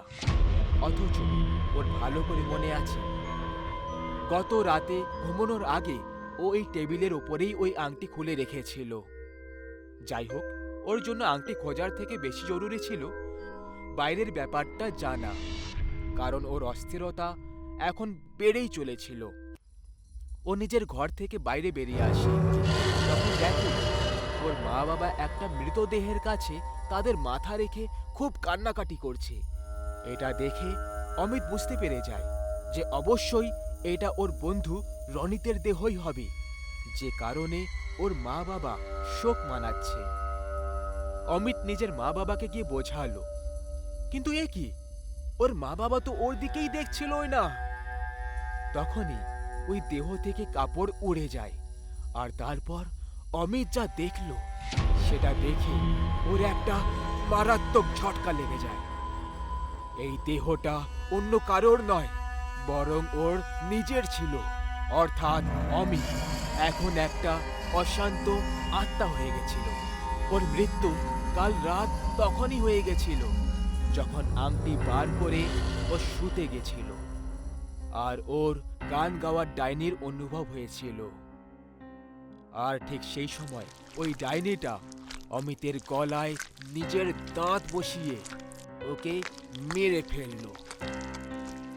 অমিতের আংটি খোলাটা মোটেই উচিত হয়নি, কারণ ওই ডাইনি হতে পারে জঙ্গলে মারতে পারেনি ওকে, কিন্তু ওর পিছু করতে করতে সে ওর ঘর অবধি, ওর রুম অবধি পৌঁছে গেছিল। আর অমিত যখনই একটা ভুল করলো, অমিতের জীবনের চ্যাপ্টার এখানেই ক্লোজ হয়ে গেল। রামগড় গ্রামের একটা প্রচলিত গল্প আছে। দুপুরের 12টা থেকে শুরু করে অর্ধেক রাতের 12টা বাজা অবধি গ্রামের মধ্যিখানে থাকা একটা গুহা থেকে এক আজগুবি ধরনের আওয়াজ আসতে থাকে। এই আওয়াজগুলোর মধ্যে এত বেশি কষ্ট থাকে যে সেটা শোনা মাত্রই হৃৎপিণ্ডের স্পন্দন গতি দ্রুত হয়ে যায়। এই গুহার কাছ থেকে যারা যায় তারা প্রত্যেকেই তাদের নাম এই গুহার ভেতরে গর্জন করতে শুনতে পায়।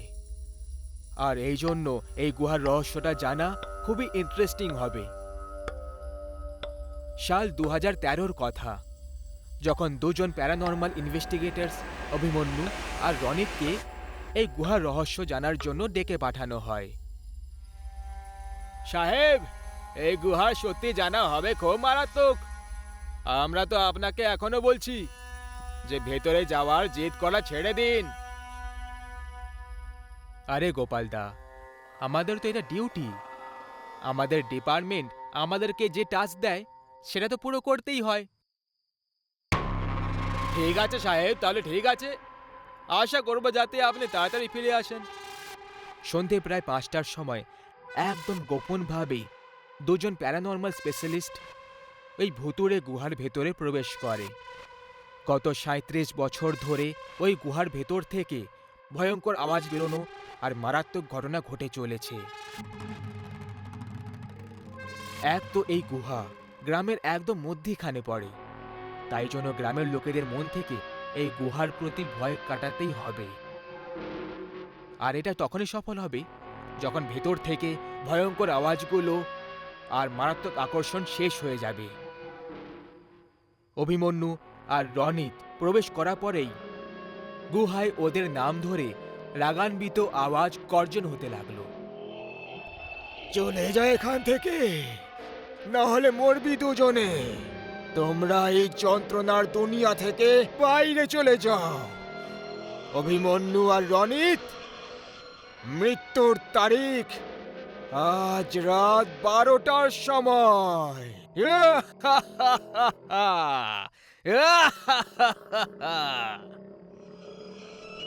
ভাই অভিমন্যু, এই গুহাটা কি আজব।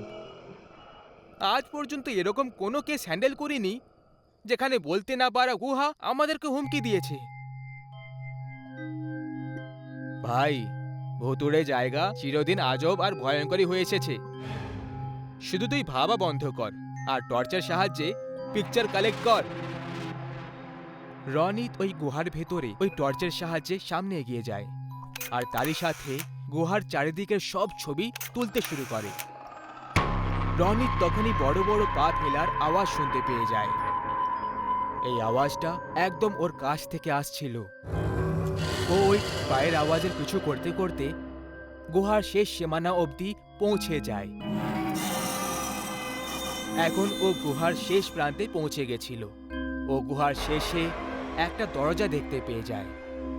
ওই দরজার ওপরে লেখা ছিল অন্য জগতের দরজা।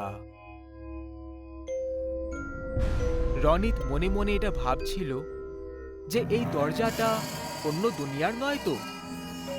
তখনই ও ওই দরজার কাছ থেকে একটা আওয়াজ শুনতে পায়। আরে এটা আমি রে খোকা, আমি তোর দাদু। আমার কাছে চলে আয় খোকা। বাপ রে, এটা আবার কেমন দরজা?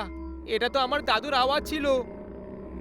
রনিত ওই দরজার পেছন থেকে ওর নিজের দাদুর আওয়াজ শুনতে পাচ্ছিল। সেটা শুনে রনিত খুশি আর ইমোশনাল হয়ে গেছিল।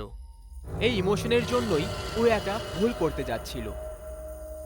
ও দরজা খোলার জন্য হাতটা সামনে করে দিল আর তখনই পেছন থেকে অভিমন্যুর ভয়ঙ্কর চিৎকার পুরো গুহার ভেতরে গর্জন করতে লাগলো। বাঁচাও, বাঁচাও আমাকে! অভিমন্যুর চিৎকার শুনে রনিত দৌড়ে দৌড়ে পেছনে গেল। এইটুকুর মধ্যে ও অভিমন্যুকে তো প্রায় ভুলেই গেছিল। রনিত অভিমন্যুর কাছে পৌঁছলো। ও একদম নর্মাল দাঁড়িয়েছিল, যেন ওখানে কিছু হয়ইনি। অভিমন্যু, এটা কি ধরনের ইয়ার্কি ছিল? তুমি চিৎকার করছিলে কেন? অভিমন্যু সামান্য হাসির সাথে চুপচাপ দাঁড়িয়ে রইল। এরপরে রনিত অভিমন্যুকে নিজের সাথে ওই দরজার পেছনে যাওয়ার জন্য ইশারা করল।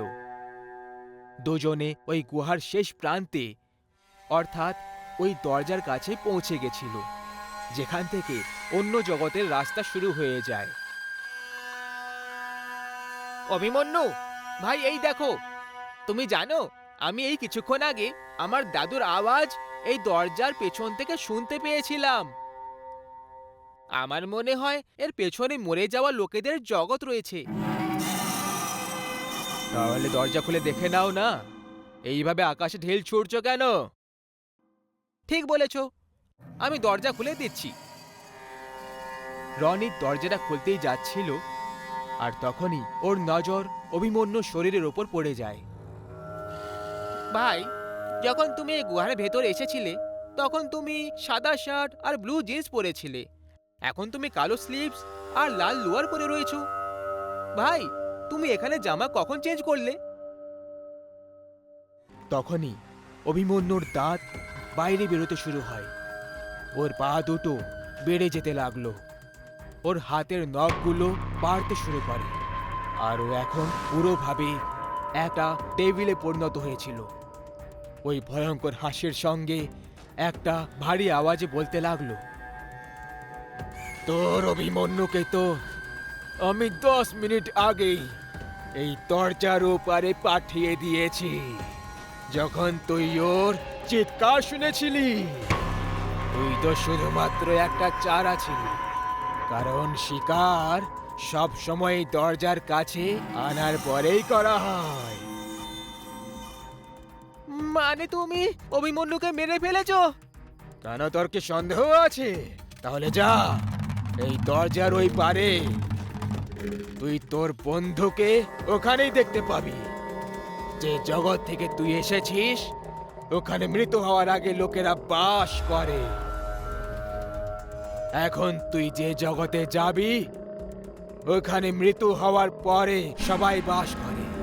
যন্ত্রণার জগতে তোকে স্বাগত জানাই।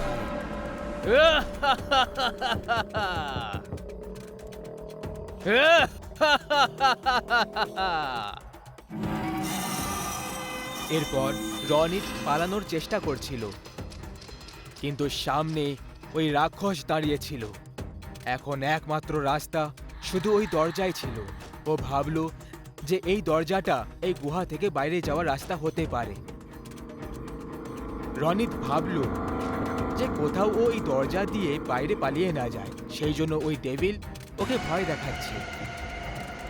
রনিত নিজের প্রাণ বাঁচানোর জন্য আর দেরি না করে দরজা খুলে দেয়। ও দরজার বাইরে একেবারে অন্ধকার দেখতে পেল। ওই দরজার ভেতর থেকে কান্নার আর চিৎকারের আওয়াজ আসতে থাকে, একদম সেই ঠিক একই আওয়াজ যেমন মৃত্যুর পর পরিবারের সবাই কাঁদতে থাকে।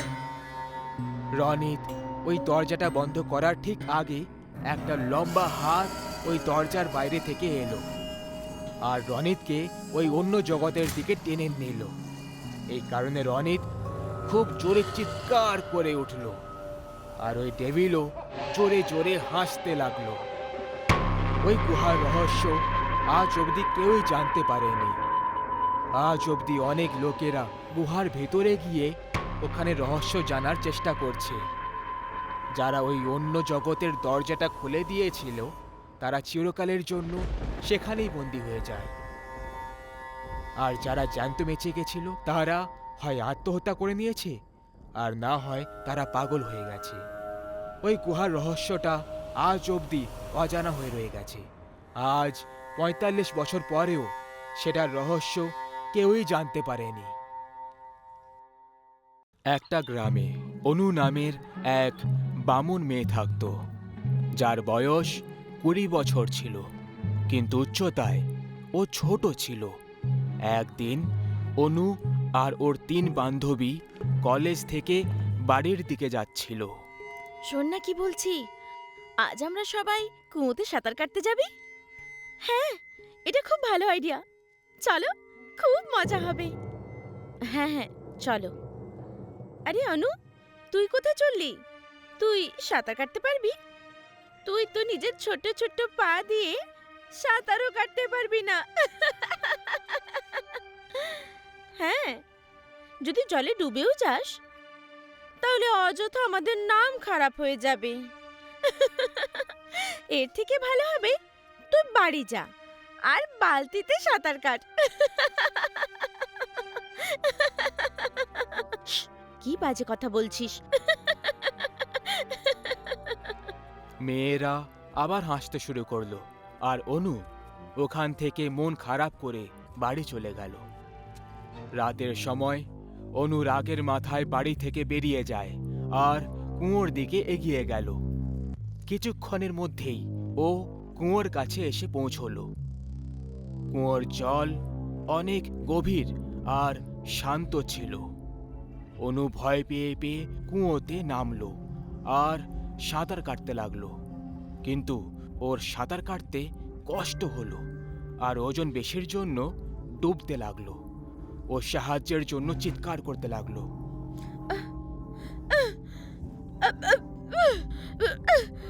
বাঁচাও, বাঁচাও, কেউ বাঁচাও, কেউ আছে, কেউ আছে, বাঁচাও আমাকে। কিন্তু ওখানে ওর আওয়াজ শোনার মতো কেউই ছিল না। আস্তে আস্তে ওর আওয়াজ বন্ধ হতে লাগলো আর অনু কুয়োর জলে ডুবে মরে গেল। অনুর মরে যাওয়ার পর মেঘের গর্জন শুরু হয়ে গেল আর হঠাৎ কুয়োর মধ্যে জোরে জোরে বাজ পড়তে লাগলো। ওই বাজের কারণে কুয়োর জল ফুটতে ফুটতে ওপরে চলে এলো। জল পুরোভাবে ওপরে এসে থেমে গেল আর জল থেকে অনুর মৃতদেহ বাইরে এলো। যখনই ওর মৃতদেহ উপরে এলো, ওর ওপরে বাজ পড়ল আর ওর পুরো শরীর জলের ওপরে পড়তে লাগলো। শরীর পুরো পুড়ে যাওয়ার পরে জলের ওপর দাঁড়িয়ে চলতে চলতে কুয়ো থেকে বাইরে চলে এলো। ও নিজের চোখ খুলল তো সেটা পুরোভাবে লাল হয়ে গেছিল। অনুর শরীর একটা বামুন ডাইনিতে বদলে গেছিল। এবার ওদের সবাইকে দেখাচ্ছি যে আমি সাঁতার কাটতে পারি কি না। আর এই বলে এই ডাইনি জোরে জোরে হাসতে লাগলো।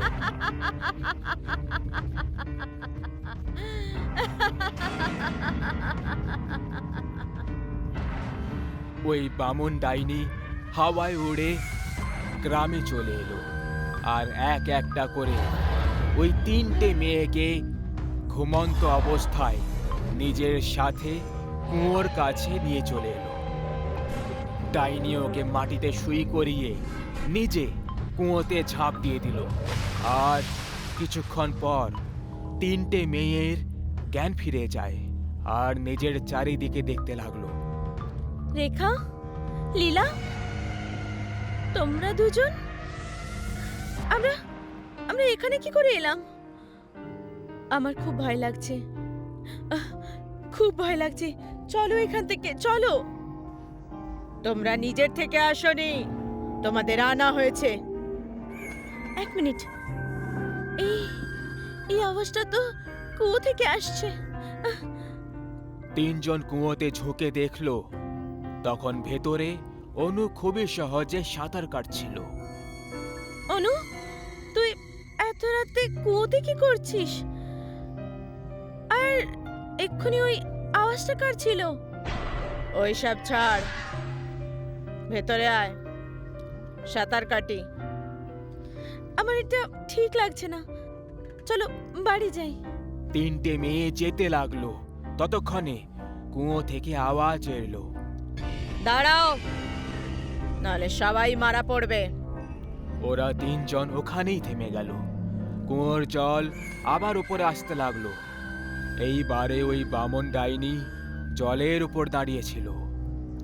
আমি বলছি ভেতরে এসো। ডাইনিকে দেখে 3জন খুব ভয় পেয়ে গেল। মেয়েগুলো বুঝতে পারেনি যে এই সব আসলে কি হচ্ছে। মেয়েদের মাথায় কিছুই ঢুকছিল না যে এখন ওরা কি করবে। কিন্তু শেষমেশ সাহস করে ওরা জলে নামলো আর সাঁতার কাটতে লাগলো। তোমরা সবাই আমাকে নিয়ে মজা করেছিলে, তাই না? এবার তোমরা এর জন্য শাস্তি পাবে। তোমরা এই কুয়োতেই চিরকালের জন্য দফন হয়ে যাবে। এইটুকু বলে ও জোরে চিৎকার করতে লাগলো। ওর চিৎকার শুনে 3টে মেয়ে ভয় পেতে লাগলো। আর হঠাৎ করে ডাইনির ওপরে বাজ পড়ল। বাজ পড়া মাত্রই জল পড়তে শুরু হয়ে গেল।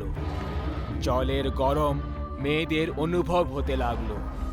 ওরা জলের বাইরে যাওয়ার জন্য তাড়াতাড়ি সাঁতার কাটতে লাগলো। কিন্তু জল খুব গরম হয়ে গেছিল, সেই জন্য ওদের সাঁতার কাটতে কষ্ট হচ্ছিল। আস্তে আস্তে ওদের শরীর লাল হয়ে যেতে লাগলো আর মাংসপেশি পড়তে শুরু হলো। 3জন সাহায্যের জন্য ডাক দিতে লাগলো, চিৎকার করতে লাগলো, বাঁচাও, বাঁচাও, বাঁচাও আমায়, কেউ আছে, বাঁচাও, কেউ আছে। ডাইনি জোরে জোরে হাসছিল।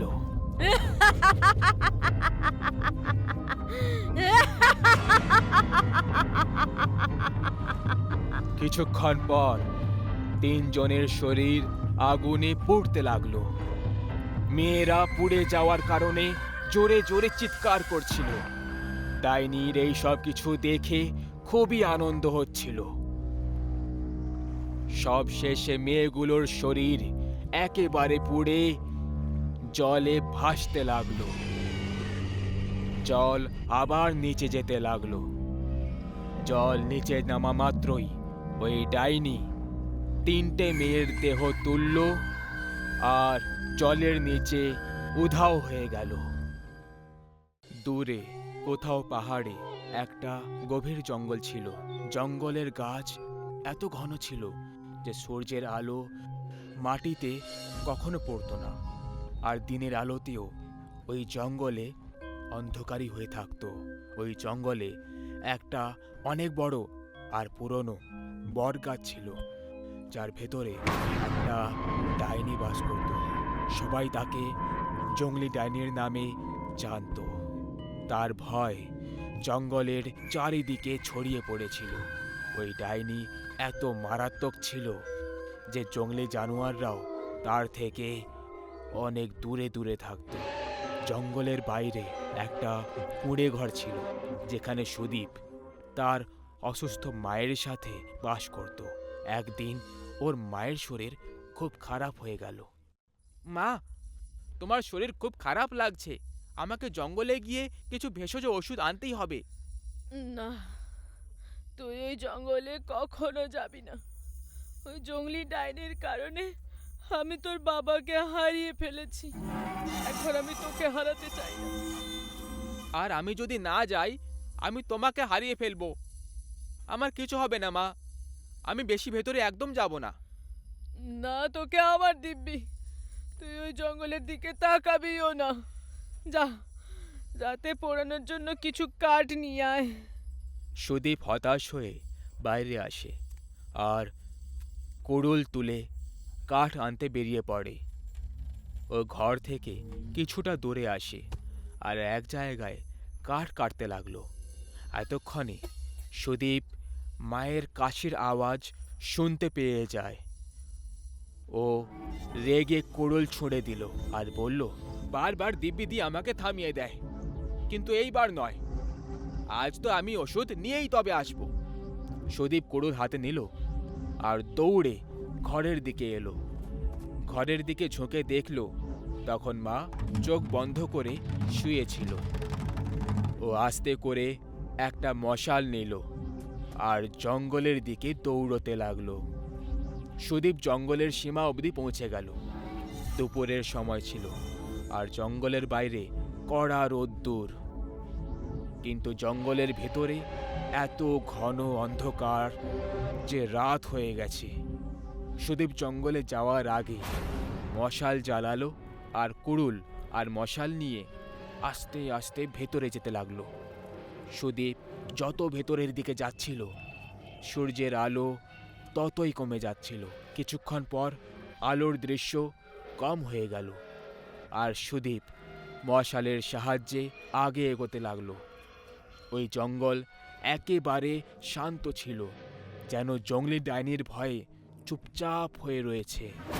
কিছুটা আগে এগোনোর পর সুদীপ ওখানে মানুষ আর জানোয়ারদের কঙ্কাল দেখতে পেল। ও ভয় পেয়ে গেল, কিন্তু তবুও সাহস করে আগে এগোতে লাগলো।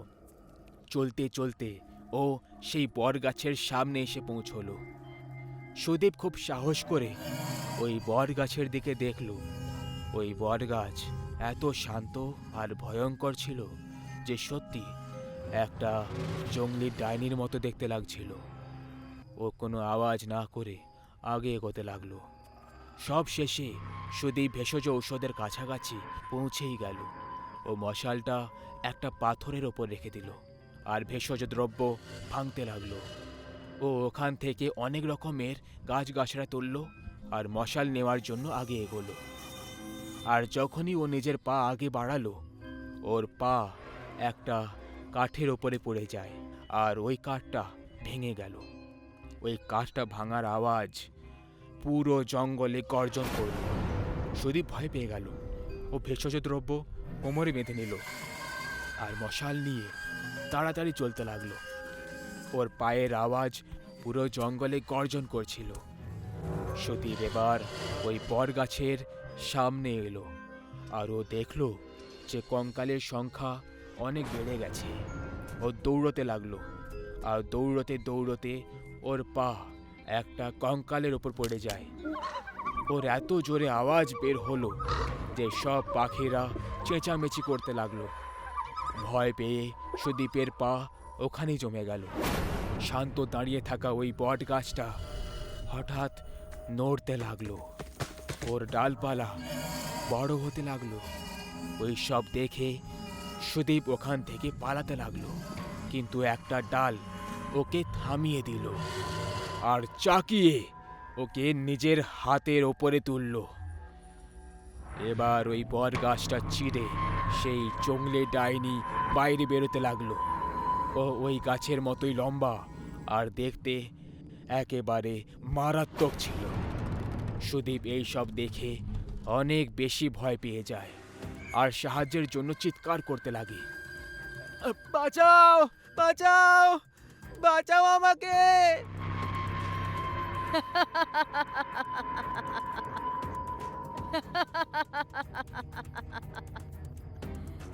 এই অন্ধকার জঙ্গলে তোমাকে বাঁচানোর জন্য কেউ আসবে না। আজ অনেক দিন পরে মানুষের মাংস খেতে পাবো। বাহ, খুব ভালো কথা। ওকে খাওয়ার পর আমি তাকেও খেয়ে ফেলবো। মরার জন্য তৈরি হয়ে যা। ডাইনি তারপর নিচে পড়ে থাকা একটা কঙ্কাল হাওয়ায় তুলে নিল আর সেটার হাড়গুলো আলাদা করে দিল। ওই হাড়গুলো ধারালো পাথরে পরিণত হয়ে গেল আর ডাইনির ইশারা করা মাত্রই সুদীপের পুরো শরীরে ঢুকে গেল। সুদীপ এক ঝটকায় মরে গেল। ডাইনি ওকে ডালপালা থেকে মুক্ত করে দিল আর সুদীপের দেহ ওখানেই হাওয়ায় দাঁড়িয়ে রইল। ডাইনি আবার ইশারা করল আর ওই সব হাড়গুলো সুদীপের শরীর থেকে বেরিয়ে আবার কঙ্কাল হয়ে গেল। সুদীপের পুরো শরীর থেকে রক্ত বেরোতে লাগলো। ডাইনি আবার জোরে জোরে হাসতে লাগলো আর ঠিক তখন একটা ডাল এলো আর সুদীপের পেটে ঢুকে গেল। ওই ডালটা সুদীপকে ডাইনির কাছে নিয়ে এলো। ডাইনি ওকে খাওয়ার জন্য নিজের মুখটা খুলল আর ডালটা সুদীপকে মুখের ভেতরে ছুঁড়ে দিল। ডাইনি সুদীপকে চিবোতে লাগলো আর ওর হাড়গুলোর ভাঙার আওয়াজ আসতে লাগলো। পরে সুদীপের সব হাড়গোড় বাইরে ছুঁড়ে দিল। দারুণ মজা হলো। খুব মিষ্টি মানুষের মাংস। বাহ, চলো এবার ওর মাকে খাওয়া যাক। জঙ্গলের বাইরে রাত হয়ে গেছিল আর সুদীপের মা ঘরে সুদীপের অপেক্ষা করতে করতে ক্লান্ত হয়ে গেছিল। মা খাটের ওপরে বসে ভাবছিল, কোথায় যে চলে গেল। জঙ্গলে যদি না যায় তাহলে ভালো। এত রাতে এখন ওকে কোথায় খুঁজতে যাব। এরপর সুদীপ ঘরের ভেতরে এলো আর মায়ের পাশে বসে পড়ল। এত দেরি করে দিলি ঘরে আসতে। আমি তো খুব ভয় পেয়ে গেছিলাম।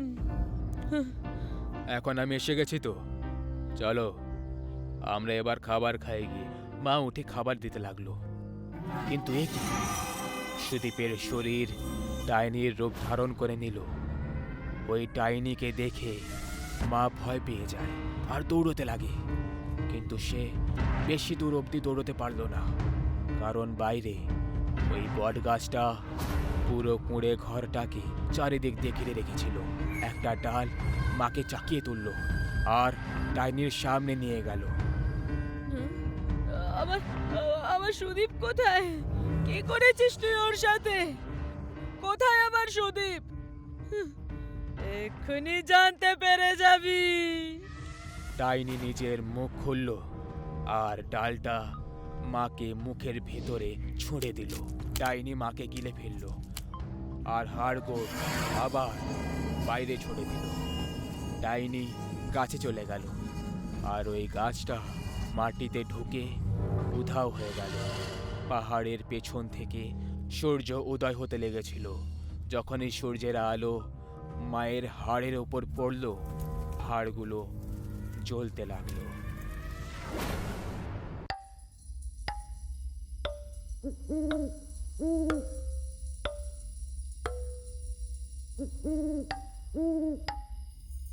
আরে হ্যাঁ গো দাদু, আমি বুঝে গেছি তোমার কথা।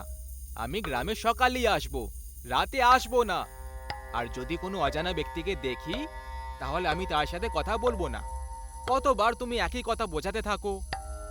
চলো এবার আমি ফোন রাখছি, কারণ বেরোনোর জন্য তৈরি হচ্ছি। যতীন এক 25 বছরের খুব সুন্দর নবযুবক ছিল। ও নিজের ইন্ডিভিজুয়াল ফ্যামিলির সঙ্গে শহরে বসবাস করছিল, কিন্তু ওর নিজের গ্রাম আর গ্রামের বংশগত বাড়ির প্রতি একটু আলাদা টান ছিল। এই কারণে যখনই ও সুযোগ পেত ও নিজের গ্রামে যেত আর ঘুরে ফিরে চলে আসতো। যতীন আজ প্রায় 3 বছর পরে নিজের গ্রামে যাচ্ছিল, যেখানে ও কিছুদিন আগেই ঘটা ঘটনার থেকে একেবারে অজানা ছিল। আজ পূর্ণিমার দিন ছিল। সকাল 7টার সময় যতীন ট্রেন ধরে নিয়েছিল, আর প্রায় সন্ধে 5টার সময় যতীন পৌঁছে গেল ওর জেলা রাজগড়ে।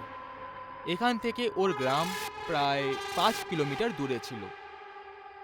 যতীন স্টেশনে নেমে পড়ল আর বাইরে বেরিয়ে ওর গ্রামে পৌঁছানোর জন্য গাড়ি খুঁজতে লাগলো। কিন্তু ও এটা দেখে অবাক হয়ে রয়ে যায় যে ওখানে উপস্থিত একটাও গাড়ি রাজগড় জেলার কোনো গ্রামে যাওয়ার জন্য তৈরি ছিল না। তখনই যতীন এক ঘোড়া চালকের সঙ্গে কথা বলে। আরে ও দাদা, একটু শোনো এদিকে। এই তোমরা গ্রামে যাওয়ার জন্য কেন মানা করছো? কোনো ভূত প্রেত আছে নাকি ওখানে? আরে কোত্থেকে এসেছো ভাই? তুমি কি রাজগড়ের ওই 14টা গ্রামে ছড়ানো আতঙ্কের ব্যাপারে জানো না? তুমি কথা গোল গোল কেন ঘুরিয়ে বলছো বলো তো? পরিষ্কার করে বলো না, কি হয়েছিল? আরে দাদা, এই সময় তো ওই ঘটনার উল্লেখ করতেও ভয় লাগে। শুধু এটা ভেবে নাও যে আজকে পূর্ণিমার রাত। ওই সব গ্রাম ভেতর থেকে কবরস্থানের সমান, যে গ্রামগুলোর মাটিতে এক পা রাখা মাত্রই তোমার মৃত্যুর গতি দ্রুত হয়ে যাবে। যেও না আজ ওখানে। এইটুকু কথা বলে ওই ঘোড়া চালক ঘাবড়ে গিয়ে ওখান থেকে চলে গেল। যতীন ওই ঘোড়া চালকের কথাগুলো বোঝার জন্য অনেক চেষ্টা করল। তারপর ও নিজেকে বলে উঠল, এই গ্রামবাসীদের কাজকর্ম বলে কিছু নেই, শুধু সবাইকে মশলা মাখাতে জানে। এদের তো মনে হয় যে আমরা শহরের লোকেরা এদের তৈরি গল্প গুজব শুনে ভয় পেয়ে যাব। যতীন নিজের মনে এটা বিড়বিড় করে আগে এগিয়ে চলল। ওর হাতে ওর একটা সুটকেস ছিল, যে কারণে যতীন কোনো গাড়ির সাহায্য ছাড়াই পায়ে হেঁটে গ্রামের দিকে এগিয়ে চলল। ওর রাস্তা ভয়ঙ্কর জঙ্গল দিয়ে পার করে যেতে হতো। যতীনের শুরুর কিছুটা সময় ভালোভাবেই কেটে গেল। ও সড়ক শেষ করে এখন গ্রামের জঙ্গলে প্রবেশ করছিল, আর তখনই ওর ফোনটা বেজে উঠল। ওহ ম্যান, আবার দাদু কল করছে। যতীন ওর দাদুর কল তুলল। যতীন খোকা, তুমি ঠিকঠাক আছো তো? আজকের রাতটা কোনো হোটেল বা লজে গিয়ে কাটিয়ে নিও। গ্রামে আসার দুঃসাহস একদম করো না, কারণ গ্রামে একটা খুবই মারাত্মক ডাইনি ঘুরে বেড়ায়। সুন্দর ছেলেদেরকে। ওর দাদু এইটুকু কথা বলেছিল, আর যতীনের ফোন ব্যাটারি লো হওয়ার কারণে বন্ধ হয়ে গেল। দাদু কি বলার চেষ্টা করছিল হবে? ঘোড়া চালক আর দাদু দুজনের কথা প্রায় একই ছিল। তাহলে সত্যি কোথাও না না, এখন শুধু একটা জঙ্গলই তো পার করতে হবে, তাড়াতাড়ি চলে যাব। যতীন নিজের গতি দ্রুত করে দিল। কিছুক্ষণ পরে ও একটা তীব্র সুগন্ধ পেল। ও হঠাৎ ওই সুগন্ধের দিকে আকর্ষিত হয়ে গেল আর ওই দিকেই যেতে শুরু করলো। ওটা কোনো সুগন্ধির গন্ধ ছিল, খুব মধুর গন্ধ। যতীন ওই সুগন্ধির গন্ধের দিকে আকর্ষিত হয়ে গেলে ও একটা বিয়ের মণ্ডপের মতো দেখতে লাগা একটা নির্জন পড়ে থাকা মণ্ডপের কাছে গিয়ে থেমে যায়, যেখানে সামনে ও নববধূর কাপড় পরা একটা মহিলাকে দেখতে পায়। যতীনের সঙ্গে বশীকরণ হয়েছিল, আর এরই কারণে ও বিয়ের মণ্ডপ অবধি চলে এসেছিল। এরপরে যতীন আস্তে আস্তে মণ্ডপের ভেতরে প্রবেশ করে গেল, আর তারপর ওর সামনে দাঁড়ানো মহিলা ওকে বরমালা পরিয়ে দিল। আর এর ঠিক পরে যতীনও ওই মহিলাকে ওই বরমালা পরিয়ে দিল। যতীন নিজের থেকেই বিবাহের সব নিয়মবিধি পালন করতে লাগলো। বিবাহ সম্পন্ন হয়ে যাওয়ার পরে যতীন হঠাৎ করে অজ্ঞান হয়ে পড়ল, আর যখন ওর চোখটা খুলে যায় তখন ওর জ্ঞান ফিরে গেছিল আর নিজের কন্ট্রোলে ছিল। ওর পুরো শরীরে একটা ভয়ঙ্কর যন্ত্রণা শুরু হলো। যতীন ওই যন্ত্রণায় ছটপট আর উঠে দাঁড়ানোর চেষ্টা করছিল, কিন্তু এ কি, যতীনের হাত আর পা দুটোই বোনের সঙ্গে বাঁধা হয়েছিল। তখনই ও নিজের সামনে একটা মহিলাকে ঘোমটা দিয়ে আসতে দেখতে পেল। মহিলাকে দেখে যতীন জোরে চিৎকার করতে লাগলো, কে তুমি? আমাকে এইভাবে কেন বেঁধে রেখেছো? তারপর ওই মহিলা নিজের ঘোমটা খুলে দিল। ওর চেহারা দেখে যতীনের পুরো শরীর কাঁপতে শুরু করলো। ওর পোড়া চেহারা নিয়ে একটা ভয়ঙ্কর মহিলা ছিল, যার চোখের তারা দুটো উধাও ছিল আর পুরো চেহারা থেকে লাল রক্ত ঝরে পড়ছিল। এত ভয়ঙ্কর দৃশ্য দেখে যতীন কাঁপতে শুরু করে দিল। কে তুমি? আমাকে যেতে দাও, আমাকে ছেড়ে দাও। ওই মহিলা যতীনের কাছে চলে আসে আর তারপর ওকে একটা ভারী আওয়াজে বলল, আমি তোকে বিয়ে করে এখানে নিয়ে এসেছি, কিন্তু আমি জানতে পেরে গেছি যে তুই আমার স্বামী নয়। এই জন্য এবার তোকে মরতে হবে। আমাকে মেরো না, ছেড়ে দাও আমাকে, যেতে দাও আমাকে। যতীন ওই ডাইনির কাছে দয়ার ভিক্ষে চাইতে লাগলো, কিন্তু দয়াভা মানুষের মধ্যে থাকে, ডাইনি আর পেতনিদের মধ্যে থাকে না। যতীনের ঠিক পাশে রাখা চাকু হাওয়াতে নিজের থেকে উঠে গেল আর ওই চাকু যতীনের মাথার আর পার হয়ে গেল, যে কারণে যতীন ছটপট করতে করতে মৃত্যুর ঘুম ঘুমিয়ে পড়ল। যতীনেরও মৃত শরীর গ্রামের ওই চৌমাথায় পাওয়া গেল, যেখানে ওই বিধবা ডাইনির হাতে শিকার হওয়া লোকেদের মৃত শরীর পাওয়া গেছিল। যতীনের মরা দেহের পাশে কয়েকজন লোক জমা হয়েছিল আর তখনই যতীনের দাদু ওখানে পৌঁছে যায় আর ওর মরা দেহটাকে দেখে কাঁদতে শুরু করে। আরে, আমি মানা করেছিলাম গ্রামে সূর্যাস্তের পর আসবি না, ওই কালমুখী ডাইনি প্রাণ নিয়ে নেবে। আমি ওকে কিছু বলতে পারতাম আর তখনই ফোনটা কেটে গেল। হে ভগবান, এই সব কি হয়ে গেল? এই বিধবা ডাইনির গল্প অনেক আলাদা ছিল। গ্রামবাসীদের হিসেবে এমন ডাইনি শুধু পুরুষদের শিকার করে, আর তাও সেই পুরুষদেরকে যারা যুবক আর বিয়ের জন্য যোগ্য। বিধবা ডাইনির গল্প এটা বুঝিয়ে দিল যে 2 বছর আগে ওর বিয়ে হয়েছিল।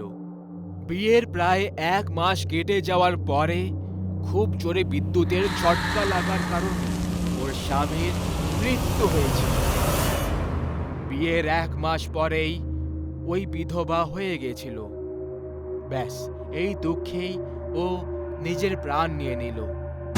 কিছু লোক এটাও বলে থাকে যে ও আত্মহত্যা করেনি, বরং গ্রামেরই কিছু বদমাশ শয়তানরা ওর স্বামীর না হওয়ার সত্যি জেনে ওকে ঘিরে নিল আর ওকে ধর্ষণ করে ওকে মৃত্যুর শয্যায় পৌঁছে দিল। কিন্তু আসলে এই ঘটনার সত্যিটা কি ছিল এটা তো কেউই ঠিক করে জানে না, কিন্তু লোকেদের হিসেবে ওই মহিলা মরার পরেই ও একটা বিধবা ডাইনির রূপ নিয়ে জন্ম নিল। আর সন্ধ্যা হওয়ার পরে ও রাজগড়ে লুকিয়ে লুকিয়ে সবার উপর নজর রাখে, আর যখনই ও কোনো সুন্দর যুবককে দেখতে পায় তাকে নিজের সুগন্ধির বশে এনে তার সঙ্গে বিয়ে করে নেয়। আর যখন ও জানতে পারে যে ও ওর স্বামী নয়, তখন তাকে প্রাণে মেরে ফেলে।